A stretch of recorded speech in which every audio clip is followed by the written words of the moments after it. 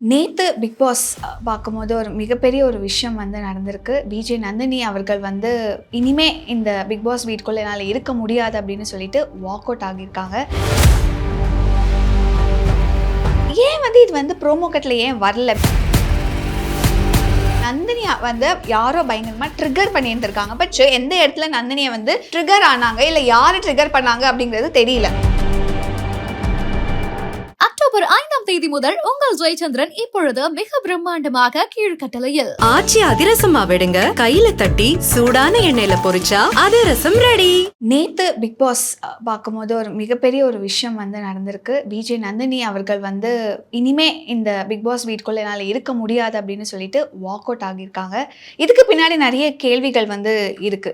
அதுல முதல் கேள்வி என்ன அப்படின்னா, ஏன் வந்து இது வந்து ப்ரோமோ கட்ல ஏன் வரல? பிகாஸ் இந்த மாதிரி ஒரு கண்டஸ்டன்ட் வெளியேறாங்கிற பட்சத்துல கண்டிப்பா ப்ரோமோல எங்கேயாவது அந்த ஒரு விஷயத்த வந்து இன்சர்ட் பண்ணுவாங்க. பட் அப்படி இருக்கும்போது ஏன் ப்ரோமோல வந்து இந்த விஷயம் வரல அப்படிங்கிறது ஒரு மிகப்பெரிய கொஸ்டினா இருக்கு. ரெண்டாவது விஷயம் வந்து நந்தினி வந்து யாரோ பயங்கரமா ட்ரிகர் பண்ணியிருந்திருக்காங்க. பட் யார் ட்ரிகர் பண்ணாங்க, என்ன அந்த இடத்துல நடந்தது அப்படிங்கிறது வந்து 24/7லயா இருக்கட்டும் இல்லைனா எபிசோட்லயா இருக்கட்டும், இது ரெண்டுத்துலயுமே வந்து அது காட்டப்படலை. வெளியே ஆல்ரெடி வேற பிரச்சனை போயிட்டு இருந்தது. ஸோ ஃபுல் ஃபோக்கஸ் எல்லாமே அங்க இருந்துச்சு. சபரி அவர்களுடைய ப்ராப்ளம் போயிட்டு இருந்துச்சு. அப்படி இருக்கும்போது உள்ள என்ன நடந்துச்சு அப்படிங்கிறது வந்து தெரியல. சரி ஓகே, எபிசோட்ல தான் தெரியல, 24/7லயாவது அது இருக்கும் அப்படின்னு பார்த்தா உள்ள என்ன டிஸ்கஷன் போச்சு, எந்த இடத்துல நந்தினியை வந்து ட்ரிகர் ஆனாங்க இல்ல யாரு ட்ரிகர் பண்ணாங்க அப்படிங்கிறது தெரியல.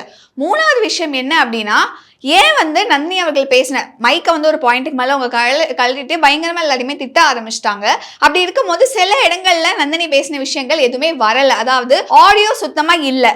பக்கத்தில் இருக்கக்கூடியவங்களுடைய மைக்லையாவது பிக்கப் ஆகி அந்த ஆடியோ அப்படிங்கிறது கண்டிப்பாக கேட்டிருக்கணும். என்ன சொல்லியிருக்காங்க, மேபி ஒரு சில தவறான வார்த்தைகளோ இல்லைன்னா வேற சில விஷயங்கள் அவங்க பேசியிருந்தாங்க அப்படின்னா அதை வந்து மியூட் செய்யப்பட்டிருந்திருக்கலாம். அது ஓகே. பட் நிறைய இடங்கள்ல வந்து அவங்க பேசும்போது ஏன் வந்து அந்த ஆடியோ அப்படிங்கிறது இல்லை அப்படிங்கிறது ஒரு மிகப்பெரிய கொஸ்டினா இருக்கு. நாலாவது முக்கியமான விஷயம் வந்து வெளியே போறேன் அப்படின்னு சொன்னதுமே பிக் பாஸ் கன்ஃபெஷன் ரூம்குள்ள போறாங்க, நான் கிளம்பிடுறேன் அப்படின்னு சொல்லும் போது ஏன் பிக் பாஸ் அவர்கள் வந்து கொஞ்சம் கூட அவங்களை கன்வின்ஸ் பண்ணல? ஏன்னா பிகாஸ் இது வரைக்கும் அந்த எல்லா சீசன்லயுமே வந்து இந்த மாதிரி ஒரு கண்டஸ்டன்ட் வெளியே போகணும், இல்லை என்னால் முடியல, என்னால் இங்கே இருக்க முடியாது அப்படின்னு சொல்லிட்டு ரொம்ப கதறி அழுற பட்சத்தில் சம்டைம்ஸ் பிக் பாஸே வந்து கூப்பிட்டு பேசியிருக்காங்க. இல்லைன்னா சில கண்டஸ்டன்ட்ஸ் வந்து அந்த கேமரா முன்னாடி நின்று கன்ஃபஸ் பண்ணும்போது கண்டிப்பாக அவங்கள கூப்பிட்டு உள்ள பேசுவார், பேசி கன்வின்ஸ் பண்ணுவார். பட் நீங்கள் நேற்று எபிசோட் பார்க்கும்போது நந்தினி அவர்கள் போய் உட்காந்து இந்த மாதிரி என்னால் இங்கே இருக்க முடியாது அப்படின்னு வந்து சொல்லுவாங்க. ஏன் அப்படின்னு ஒரு கொஸ்டின் வந்து பிக் பாஸ் கேட்பாங்க. அதுக்கு வந்து இல்லை, இங்கே இருக்கக்கூடிய விஷயங்கள் என்னால் அடாப்ட் பண்ணிக்க முடியாது, என்னால் இந்த மாதிரியான கண்டென்ட்காகலாம் ஒன்று பண்ண முடியாது, நான் இருக்க மாட்டேன் அப்படின்னு சொன்னதுமே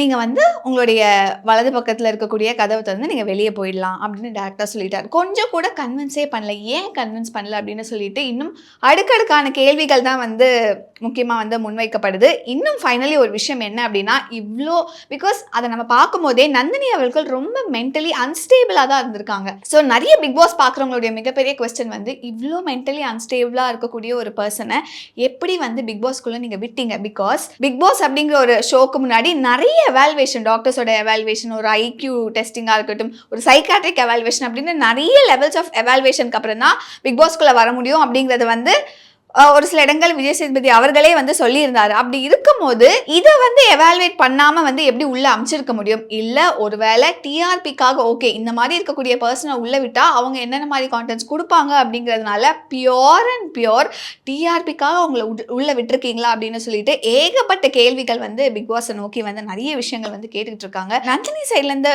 பார்க்கும்போது வந்து என்ன அப்படின்னா, நந்தினி சைட் அப்படின்னு பார்க்கும்போது அவங்க என்ன விஷயங்கள் சொல்றாங்கன்னா, என்னால் கண்டென்ட்காக ஒரு விஷயத்த வந்து கண்டிப்பாக பண்ண முடியாது, அதாவது இவங்க கிட்ட போய் நான் நல்லா பேசிட்டு நாளைக்கே அவங்க முதுகுல எல்லாம் என்னால் குத்த முடியாது அப்படின்னு சொல்லிட்டு நிறைய வந்து அவங்க பயங்கரமா கத்தி, நிறைய பேர் கெமியா இருக்கட்டும் நிறைய பேரை வந்து திட்டி பயங்கரமா பேசிட்டு இருந்தாங்க. ஆனா எல்லாருக்கும் இருக்கக்கூடிய கொஸ்டின் என்ன அப்படின்னா, இதுதானே பிக் பாஸ், உள்ள வந்து உங்களை ஜட்ஜ் பண்ணுவாங்க, உங்களை ஹர்ட் பண்ணுவாங்க, உங்களை ட்ரிகர் பண்ணுவாங்க, எந்த எக்ஸ்ட்ரீம்க்கு வேணாலும் உங்களை கொண்டு போவாங்க, அதுதானே பிக் பாஸ் கேம், இது தெரியாம எப்படி வந்து நந்தினி ஒத்துக்கிட்டு இந்த இடத்துக்கு வந்தாங்க அப்படின்னு சொல்லிட்டு நந்தினி மேலேயும் ஒரு சில விஷயங்கள் வந்து சொல்லிட்டு இருக்காங்க. பட் ஃபைனலி பார்க்கும்போது நந்தினி அவர்களுக்கு ஏற்கனவே ஒரு மிகப்பெரிய ஒரு ட்ராமா அவங்களோட லைஃப்ல அப்படிங்கிறது வந்து நடந்திருக்கு. மேபி அதுவும் கலந்து உள்ள எப்பவுமே அவங்க சொல்றது, நந்தினி அவர்கள் சொல்றது வந்து தனக்கான அன்பு எங்கேயுமே கிடைக்கல. அதாவது அவங்க அவங்களோட ஸ்டோரியை வந்து அந்த டாஸ்க்ல சொல்லும் போதா இருக்கட்டும், இல்ல அந்த லான்ச் எபிசோட்லயே வந்து அவங்களோட ப்ரோமோ பார்க்கும் போதா இருக்கட்டும், எல்லா இடத்துலையுமே வந்து நிறைய இடங்கள் அவங்க இமோஷனல் ஆகுறாங்க. அவங்கள பார்க்கும் போதே அன்புக்காக ஏங்கக்கூடிய ஒரு பர்சனா தான் வந்து எல்லாரோட கண்ணுக்குமே வந்து தெரிஞ்சாங்க. அந்த அன்பு உள்ள அவங்களுக்கு கிடைக்கல. அதுவும் மேபி பிக் பாஸ் அப்படிங்கிற இடத்துல அந்த உண்மையான அன்பை வந்து அவங்க தேடி இருக்க கூடாதோ அப்படிங்கிற மாதிரி கூட சில விஷயங்கள் நம்மளால யோசிக்க முடியுது. அப்படி நந்தினி அவர்களோட லைஃப்ல என்னப்பா நடந்துருச்சு அப்படின்னா, நிறைய பேர் இந்த டாஸ்க்கை பார்த்துருப்பீங்க. அதுல அவங்க சொல்லும் போதே பயங்கரமா அழுதுதான் அந்த ஒரு விஷயத்த வந்து சொல்லியிருப்பாங்க. பிகாஸ் நந்தினி அவர்களுக்கு வந்து 10th ஸ்டாண்டர்ட் படிக்கும் போதே அவங்களோட அப்பா வந்து தவறி போயிடுறாரு. ஆல்ரெடி ரொம்ப ஹாப்பியா இருந்த ஃபேமிலி தான், அம்மா அப்பா நந்தினி அவர்கள் அண்ட் அவங்களுடைய தம்பி, ரொம்ப ஹாப்பியா இருந்திருக்கக்கூடிய ஃபேமிலி. 10th ஸ்டாண்டர்ட் படிக்கும் போது அவங்க அப்பா வந்து இறந்து போயிடுறாங்க. அதுக்கப்புறம் அவங்களுடைய சொத்துக்கள் எல்லாத்தையுமே அவங்க ஃபேமிலியில் இருக்கக்கூடியவங்களே வந்து எடுத்துக்கிறாங்க. இவங்களை தனியாக விட்டுடுறாங்க. குடிசை வீட்டில் தான் வந்து வாழ்ந்திருக்காங்க. அதுக்கப்புறம் நந்தினியோட அம்மா அவ்வளோ கஷ்டப்பட்டு தான் வந்து அவங்கள படிக்க வச்சுருக்காங்க. அவங்க வந்து ஒரு டெய்லர்.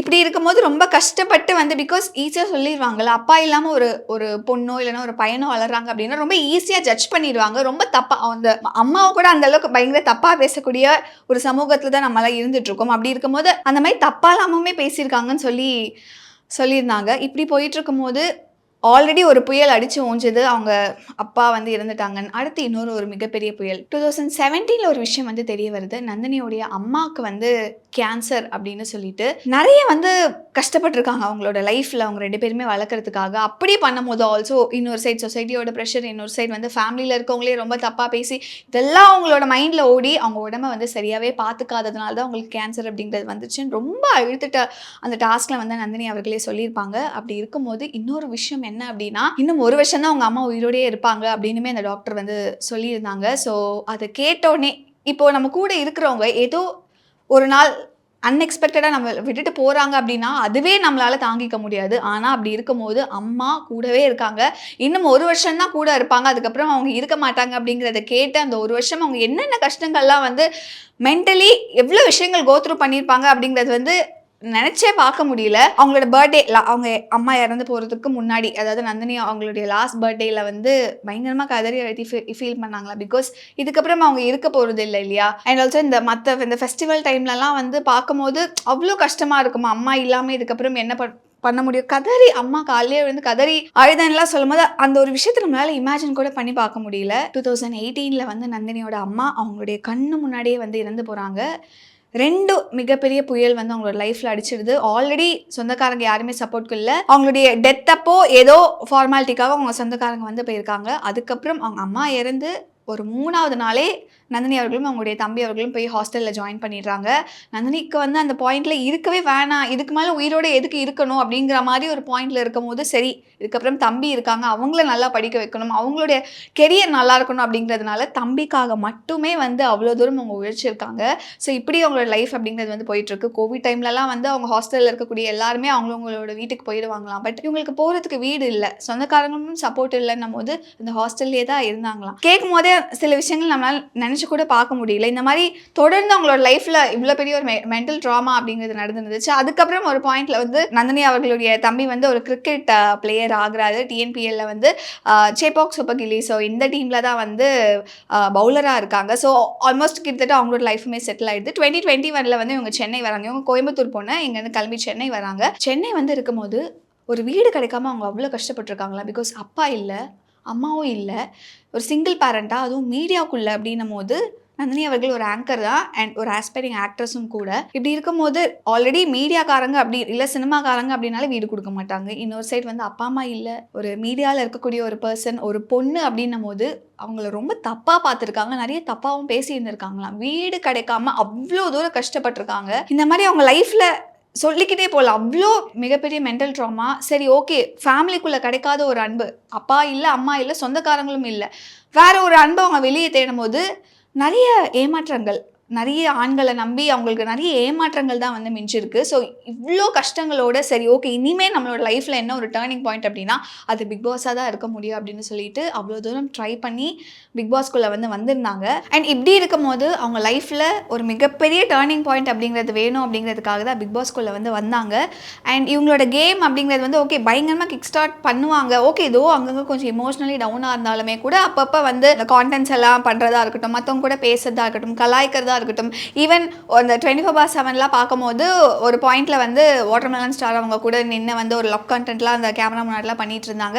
இப்படிலாம் பண்ணும்போது ஓகே ஃபைன் இது அவங்களோட கேம் போல இருக்கு, இனிமேல் தான் அவங்க கேமை ஸ்டார்ட் பண்ணுவாங்க அப்படின்னு நினச்சிட்டு இருக்கும் போது சடனாக இந்த மாதிரி அவங்க வாக் அவுட் ஆவாங்க அப்படிங்கிறது யாருமே பெருசாக நம்ம எக்ஸ்பெக்ட் பண்ணியிருந்திருக்க மாட்டோம். இந்த வாக் ஆஃப்க்கு முன்னாடி நடந்த எபிசோட்லையுமே அன்றைக்கி அந்த எபிசோடோட எண்டில் பார்த்தீங்க அப்படின்னா அவங்க பயங்கரமாக அழுதுருப்பாங்க. அவங்கள மார்க் பண்ணி அவங்க எப்படி சிரிப்பாங்க அப்படிங்கிறத மார்க் பண்ணி சில பேர் பேசி இருந்திருப்பாங்க. ஸோ அதில் அவங்க பயங்கரமாக ட்ரிகர் ஆகிட்டாங்க. அட்லீஸ்ட் அது அந்த டைம்லேயாவது பிகாஸ் அவங்க பயங்கரமாக ஏன் அவ்வளோ தூரம் பர்ஸ்ட் அவுட் ஆகணும் அப்படிங்கிறது தெரியல. சும்மா ஜாலியாக கலாச்சாங்க. தோ அவங்களுக்கு ஹர்ட்டாக இருந்திருந்தாலுமே அதை திட்டி இருந்திருக்கலாம். ஓகே அழுதுன்றதும் ஓகே அது அவங்களோட style of venting it out அப்படின்னு கூட நம்ம வச்சுக்கலாம். பட் ஏன் இவ்வளோ தூரம் ரியாக்ட் பண்ணணும் அப்படிங்கிறது அந்த டைம்ல புரியல. அட்லீஸ்ட் அப்பயாவது பிக் பாஸ் கூப்பிட்டு அவங்கள பேசி இருந்திருக்கலாம்.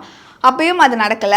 அண்ட் ஆல்சோ அவங்க வாக் அவுட் பண்ண போகிறாங்க அப்படின்னு சொல்லும் போதுமே அட்லீஸ்ட் அவங்களை கன்வின்ஸ் பண்ணியிருந்திருக்கலாம். ஓகே ஒரு சைக்காட்ரிஸ்டையோ அவங்கள மீட் பண்ண வச்சு ஒரு 2 days ஒரு ரெஸ்ட் எடுத்துட்டு திரும்ப கூட பிகாஸ் இதுக்கு முன்னாடி இருக்கக்கூடிய பேட்டர்ன்ஸ் அப்படி தான். உடம்பு சரியாத பட்சத்தில் ஹாஸ்பிட்டலில் அவங்களுக்கான ட்ரீட்மெண்ட் அப்படிங்கிறது கொடுக்கப்பட்டு மறுபடியும் பிக் பாஸ்குள்ளேயே வந்துருவாங்க. இப்படி தான் நம்ம பார்த்துருந்தோம். பட் இப்படி அப்ரப்டாக ஏன் பிக் பாஸ் சுத்தமாக கன்வின்ஸ் பண்ணலை அண்ட் அப்படி என்ன ட்ரிகர் பண்ணுற மாதிரி என்ன விஷயம் உள்ள நடந்தது அதை ஏன் காட்டல. அண்ட் ஆல்சோ நடுவில் அவங்க விஜய் பார்வும் நந்தினியும் பேசிட்டு இருக்கும்போது விஜய் பார்வர்கள் தான் கன்வின்ஸ் பண்ணிட்டு இருந்தாங்க. பிகாஸ் விஜய் பார்வர்கள் தான் அவங்கள கன்சோல் பண்ணிட்டு இருந்தாங்க. அப்படி இருக்கும் போது நடுவில் அவங்க நான் ஸ்விம்மிங் பூல் இருக்கோ இல்லையா அங்கே பார்த்து நான் இங்கே குதிச்சு இறந்து போயிடவா செத்துருவா அப்படிங்கிற மாதிரிலாம் அந்த ஜோனுக்கு அவங்க போயிட்டாங்க. ஸோ மேபி அதனால அவங்கள உடனே வெளியே அமிச்சிட்டாங்களா என்னன்னு சொல்லிட்டு ஏகப்பட்ட கொஸ்டின்ஸ் தான் இருக்கு. அண்ட் எஸ் இன்னைக்கு சாட்டர்டே எபிசோட். ஸோ அதனால கண்டிப்பாக இதுக்கான ஒரு ஆன்சர் விஜய் சேதுபதி அவர்கள் கொடுப்பாரு அப்படின்னு நம்புறேன். அண்ட் ஆல்சோ மேபி அவங்க ட்ரீட்மெண்ட் எடுத்துட்டு மறுபடியும் பிக் பாஸ் வீட்டுக்குள்ள வருவாங்களா இல்லை இன்னைக்கு மேபி டைரக்டா விஜய் சேதுபதி கூட அவங்கள ஸ்டேஜ்ல பார்க்க முடியுமா அப்படிங்கறது வெயிட் பண்ணி பார்க்கலாம். அக்டோபர் 5ஆம் தேதி முதல் உங்கள் ஜெயச்சந்திரன் இப்பொழுது மிக பிரம்மாண்டமாக கீழ்கட்டளையில். ஆச்சி அதிரசமா விடுங்க, கையில தட்டி சூடான எண்ணெயில பொரிச்சா அதிரசம் ரெடி.